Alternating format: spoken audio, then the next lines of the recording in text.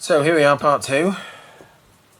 Banggood have delivered half the stuff I ordered. Here's the amp, which I'm going to fit. And here is the 5-volt isolator for the, what do you call it? This Pt2 to avoid any feedback into the amp due to the, what is it, ground effect. So that's that. Right, so this is the old amplifier board which I've taken out. I've disconnected the wires off it. So what I'm going to do is I'm using this as a carrier board, and this is going to go in its place. I'm going to attach this to it, and this needs to go on to get the power in, and some of the other wires, and connect up these two switches. This one's going to be the power switch, and this one's going to be the mute. Power switch is going to turn on the power to everything, and then the mute switch is just going to disconnect power to the amp. So we'll just power off the amp and then we'll just mute it. So I can just stop it quickly without having to go through a whole section of reconnecting this to the LAN and what have you. So that's the plan. I'm going to work on this board first and see how we go. As I say, I've already cut this. It's a teeny bit too, I've made it wider than this one because there's some gap, there's some space in it, but I've made it a teeny bit too wide. So I've just got to shorten it, well, not shorten it, make it a bit narrower. And probably make it a teeny bit shorter as well, and then cut these corners out. And so I'm just going to stop there for a bit and while I do that. So here's the crossover board, which separates the high frequency from the low frequency to power the woofer and the tweeter. Here's the amplifier. I've just connected it up quickly just to see if it works, make sure it was okay. It's working fine. So now I need to go through and build this in properly. Right. So I've been trying to get this off so that I can solder directly to it. I've got to solder in one wire in there, which is going to be very tricky. I can't do it. I don't have a reflow station or anything like that, or hot air gun, so I'm going to have to just cut it off as best I can. Let's see what happens.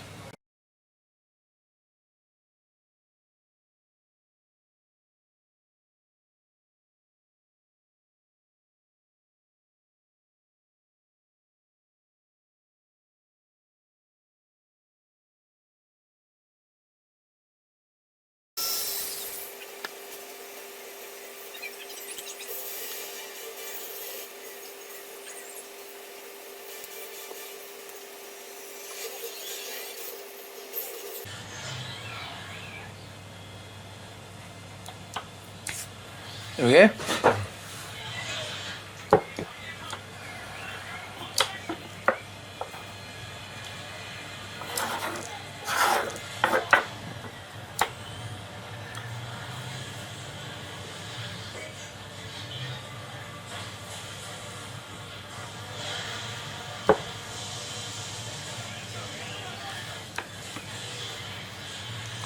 So that's the ground. That's these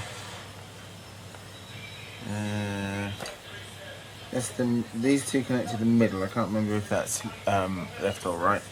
These two connect to the other channel, and then this one bridges across, and that activates this using this pin that turns off the Bluetooth.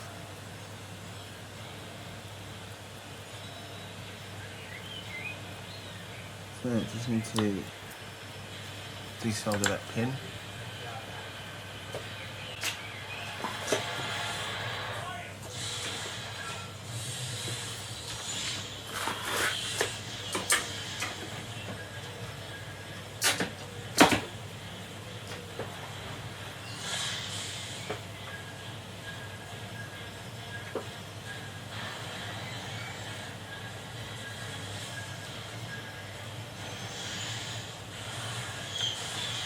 I really could do with a new soldering iron. This one's a bit on the junky side.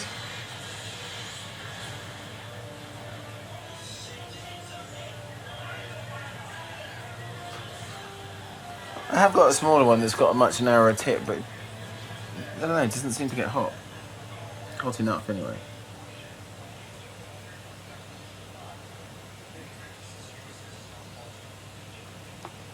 Let's leave that to heat up. It's not too cold.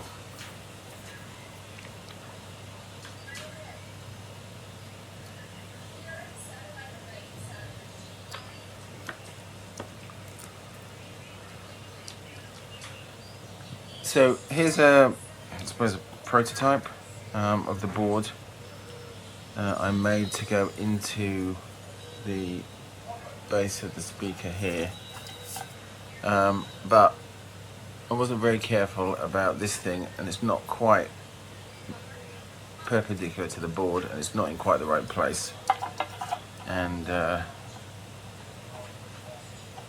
you can see it doesn't fit. So I had to get a new jack and some new PCB, and I'm going to rework that, but that's life. So here's the new PCB that I ordered. I've got a new jack plug there, and I'll cut a piece off this. Let's see if we can get this off now.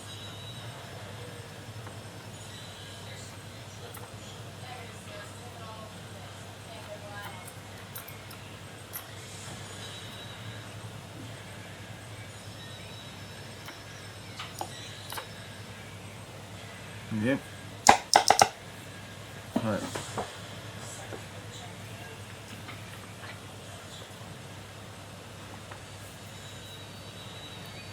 So I've got this thing to mount on the PCB. I've got this, which is the 12 to 5 buck converter for the up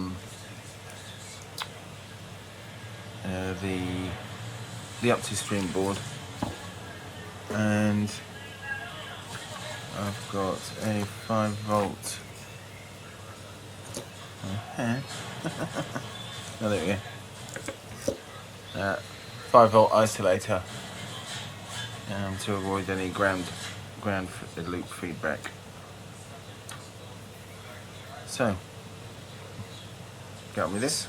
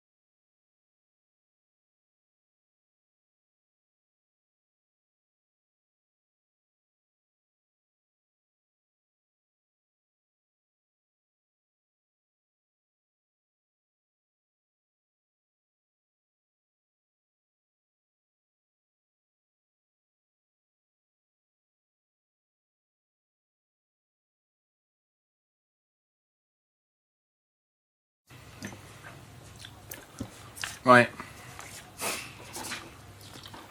so I've had a bit of a disaster with this.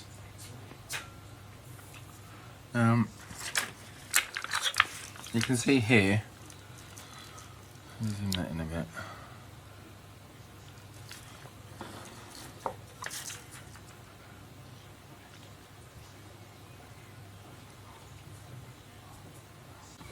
Okay, so just here is where the 3-pin jack was for the audio input.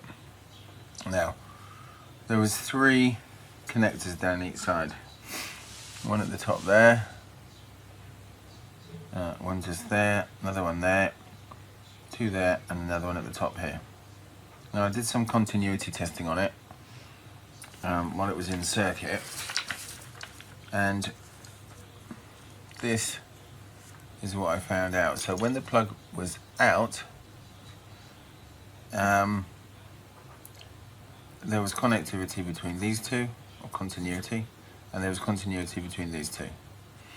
And then when the plug was in, this continuity remained, this one remained, and there was a new step, new continuity created across the ground part of the connector. Now, did some other testing, and so you can see this back piece was the shield or the ground. The white was connected here, and red is here. So this is the, I can't remember, it's the left or the right channel. This is the other channel, and then this is the common. So I powered it up. You can see here is the Bluetooth module. So I powered it up, connected the Bluetooth, and when I shorted out across these two connectors, or these two, when it wasn't actually, when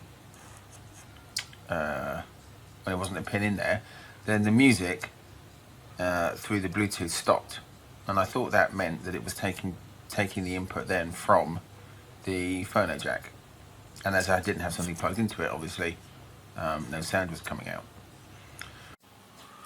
So I thought that the sound was coming through the phono jack, as I said. So